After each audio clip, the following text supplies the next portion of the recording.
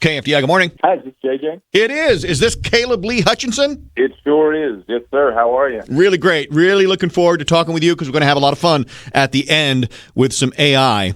But first, my friend, really excited to be having you coming to town Saturday, October 4th, Equity Bank Park. Tickets on sale. Get them at the WindSurge website. But let's get into it. First of all, how you doing? Everything good? Family's good? Everything is amazing. Family is wonderful. And we've got our tour's been kicked off. So life is moving and grooving. Love it. We'll get to the One Trick Pony tour and the new single. Let's go back to you being runner-up in 2018, season 16 of American Idol. What was your biggest takeaway from your time on Idol? I mean, was it a moment like when you dropped the Maddie relationship bomb in the finale? Was it a piece of advice you got from the judges? What was it? I think just kind of the whole process was so educational, especially just on kind of how what being exposed to folks is like. I think that's the biggest change for kids who go on that show is all of a sudden you go from hopefully getting a few people to listen to you while they're eating their dinner to people watching you on television. And I think that can really freak a lot of people out and certainly freaked all of us out in the beginning. Yeah. But I think it's just, if anything, it made me more excited about making music and seeing that there were people out there who enjoyed what I did. Right. And I think you're right with that change from going from small audiences to bigger audiences. I think that's some of the challenges, some of the TikTok stars have. They're great in their rooms creating content, but put them in front of a crowd of 6,000 people and it's a whole different ballgame, right? Absolutely, yeah. When I started playing music, my dad said if you want to do it, the only way you can do it is by doing it. And when I was 11 or 12 and said, well, where can I play music? He said, that's up for you to figure out, So yeah. I've been playing in front of people since I was 11 and 12. And I think there were some people, and especially as you mentioned with TikTok, that never played before people. And then all of a sudden they're playing to arenas or what have you. And it's hard for the mind to keep up with. Yeah, for sure. You grew up in Dallas, Georgia. Is there something in high school you did your parents still don't know about to this day? I've always had a pretty good relationship with my parents. So there's not a whole lot that they don't know about. Okay. My parents are pretty cool. Okay. All right. Just check. I figured when you started with a laugh, I'm like, oh boy, here comes the story. But all right, that's fair. What they didn't know in high school, I've told them later. Okay. You know what I mean? Fair enough. It's great to get to grow up and become friends with your parents a bit. Yeah, 100%. I did the same thing with my mom. She found out some stuff afterwards that she wouldn't have wanted to hear when I was going through high school. You know what I'm saying? Yeah, absolutely. Hey, you worked with one of my favorite people on the planet on your self-titled EP, Christian Bush. What was it like having him in your corner on that project? Oh, it was a delight. And Christian Bush is you can ask anyone who knows him. He's truly one of the kindest people on earth. Yep. And he was so kind and gracious to me when I was still very, very young and wasn't really sure what I was doing. Getting to work with him, his attitude isn't indicative of the awards on his wall. Right.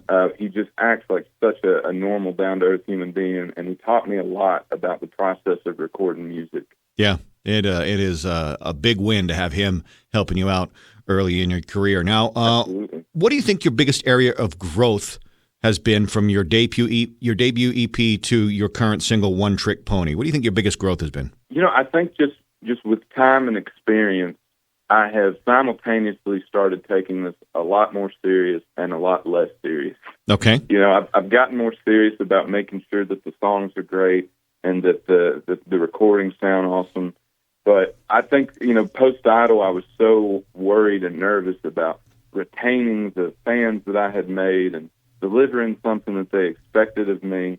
And I think, after years of that and going through a pandemic and all that kind of stuff, I arrived on the other side of that going, I really want to make music that excites me. I want to do things during my day that make me excited to get out of bed in the morning. Yeah. And so in a lot of ways, I kind of had to shift my priorities, but I feel like it's put me in a better space to create. And I also have way more fun playing live.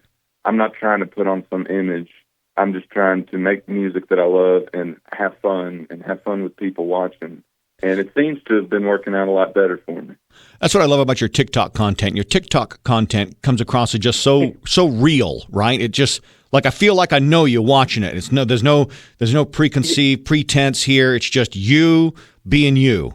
Hey, thank you very much. Yeah, Yes, in a world where we have to post online so much, I can't help but intentionally every now and then I'll let the mask slip, and people know I'm kind of a silly goose. Sure. Let's talk about One Trick Pony. Your new single just came out about a week ago. I love the older country vibe, that energy that song has. Plus, your voice does not sound 26 years old. It sounds 40, 45.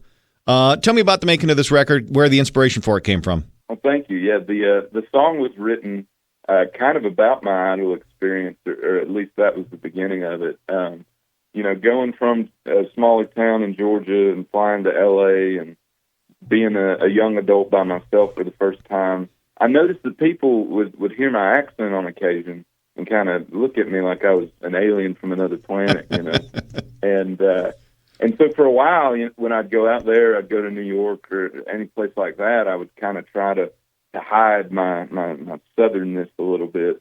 And, kind of what we were just talking about, I've gotten to a place where I just want to be who I am and make stuff that's true to it. So we just wanted to write kind of a not serious, just fun, roll the windows down kind of song.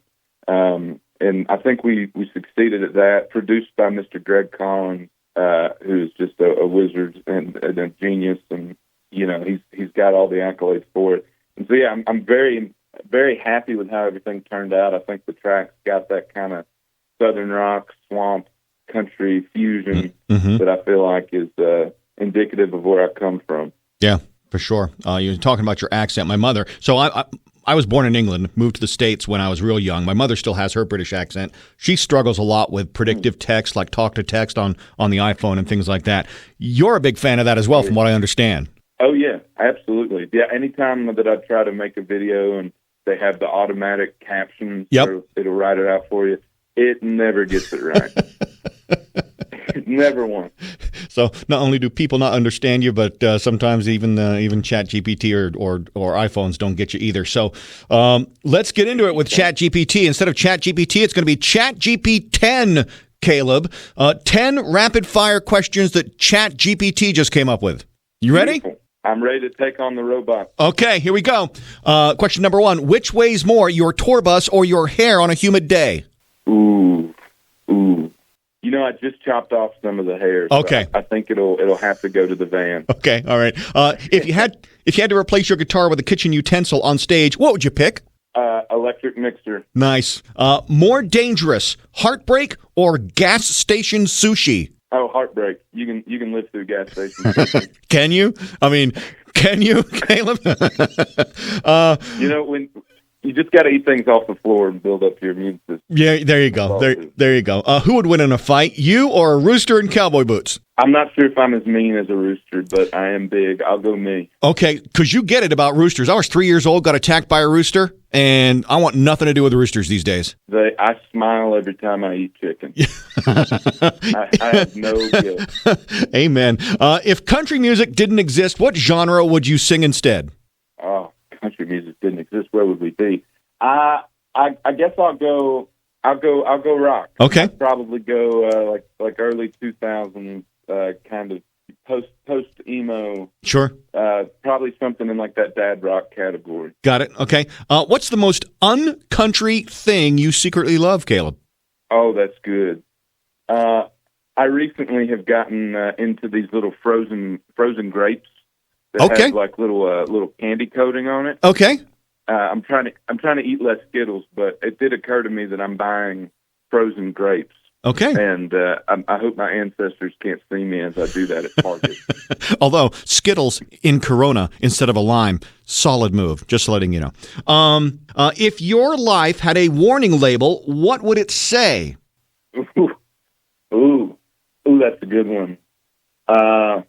Road work ahead. Got it. Okay. How many banjos is too many banjos? The limit does not exist. Got it.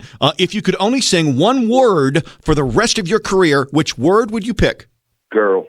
And finally, which is harder, writing a hit song or folding a fitted sheet?